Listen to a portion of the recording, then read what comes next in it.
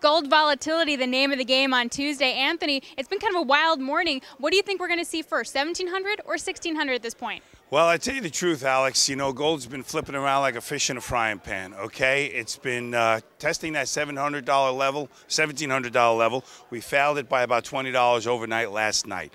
$1,600 has been finding some good levels of interim support. There has been some good physical buying down there coming from China and the Middle East. So, you know, we're trapped sort of in a range. My heart says 17, but my wallet says 16. So does that mean that you're shorting or are you flat? Well, I'm flat. You know, Bernanke speaking this morning at 10 o'clock, so we'll see if he alludes to any further quantitative easing. If he does, I think they ripped the roof off because I think net everybody's probably a little more short than long right here. So how much of this volatility is sort of dollar strength or sort of safe haven buying versus need for cash? I mean, what do you think is leading the volatility? Well, what's leading the volatility is the wide ranges that we've been having and basically the uncertainty that's going around globally, okay? Do you think that that would lead to a spike of $100?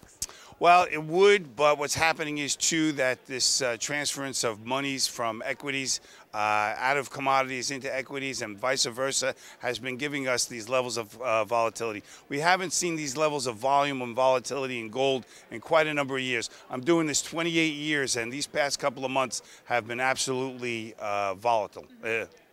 Just to say the least. All right, so would you say, is gold still a safe haven at this point? Safe haven is a very ambiguous word, okay? I think it's a place that you could park your money for a little while. You could put it there from a short side. You could put it there from a long side. Is it a place that you could make money? Yes. Is it a place that you could sit and close your eyes? No. Things have to be watched. So safe haven is an ambiguous word, but I would have a percentage of my monies in gold for profitability.